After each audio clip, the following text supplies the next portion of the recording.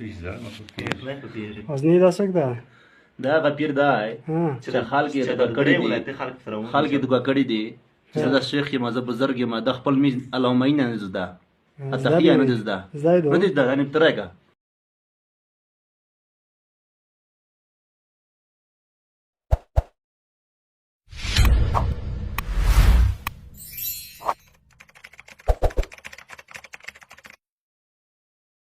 ګیلانیان.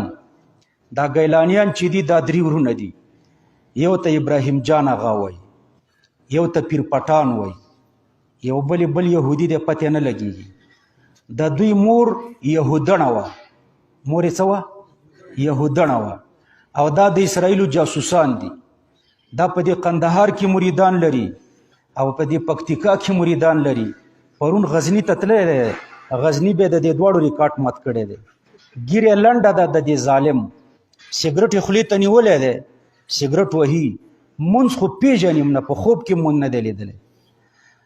او دا مریدان ورته د سپي خوله په آب زمزم مینځي، سپي ساتلي. په د اسلام آباد کې د کروڑونو روپو جایداد لري، او دا مریدان نه دي، دا ورته سپي مینځي را مینځي، او په دې کې د الله رضا لټوي، شراب خوري او د سپیو د جنګونو میلې کوي.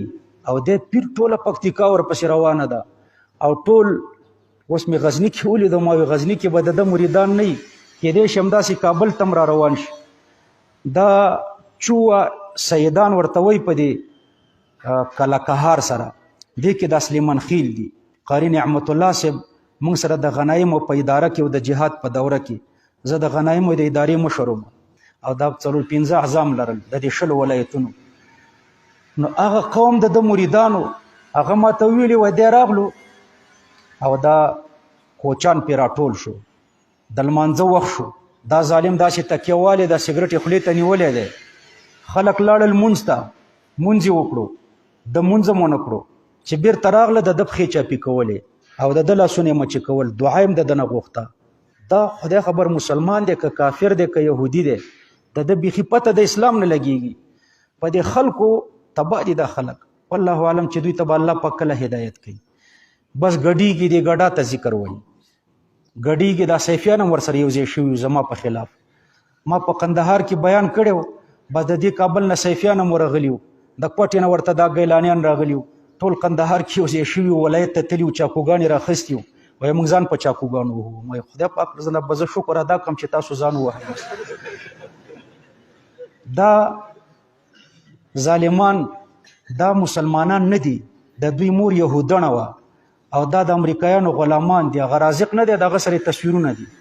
تاسو دې فیسبوک ته ورکئ ګیلاني مریدان، سپي ورسره سپي جنګوي، ډمان ورته ګډیږي، او د افغانستان خلک مریدان دي، عقل ورته کار پرېږدي. تاسو فیسبوک کې ګیلاني مریدان ورکئ، خپله بم دوی د دې نه استدلال کوي چې دلته حجل وشو.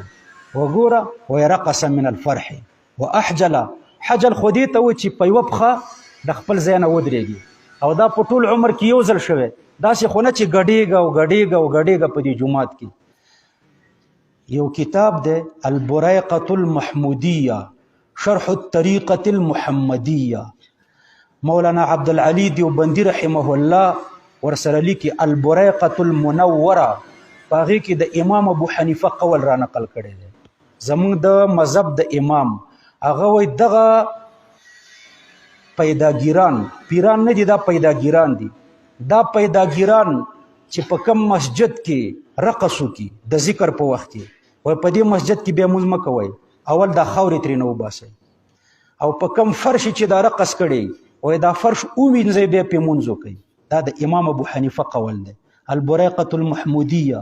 که دا کتاب نشئ پیدا کولی، د عبدالعلی دیوبندي رحمه الله کتاب خو پیدا کوی شئ، بلوغ المرام، د سامریانو حقیقت هغې کې وګورئ. نو دا خپل مذهب نه به نه تېرېږئ. دلته د دوی بزنس په مذهب کې نشته، بلکې دلته بزنس د امام غزالی په کتاب کې دی، او امام غزالی صاحب لیکلي. امام غزالی زموږ د مذهب دی، زموږ مذهب ته راشه فتاوی شامی کې لیکلي مستحل الرقص کافرون. دغه پیر نه پیداګیر، دغه پیداګیران چې په دې مساجدو کې ګډیږي او حلال ورته وایي دا کافر دی. مستحل الرقص کافرون دی لیکلي. ډېرې خوند درکوي وظیفې کوي کومه وظیفه کوي ولا کلموز دې مې زوی تا ته زه اوس بیان خلاصوم تا لموز هم تا موږ ته داسې ثبوت رسېدلی دی په ولا انسان چې دی